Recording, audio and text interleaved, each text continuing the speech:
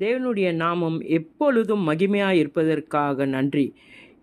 இன்றைக்கு யுத்தங்களை நிறுத்துவது யார் என்ற வசனத்தை பார்ப்போம்.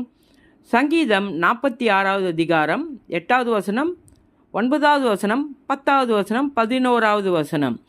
பூமியிலே பால் கடிப்புக்களை நடப்பிக்கிற கர்த்தருடைய செய்கைகளை வந்து பாருங்கள். அவர் பூமியின் கடைமுனை மட்டும் யுத்தங்களை ஓய பண்ணுகிறார். வில்லை ஒடித்து ஈட்டியை முறிக்கிறார். ரதங்களை நெருப்பினால் சுட்டெரிக்கிறார்.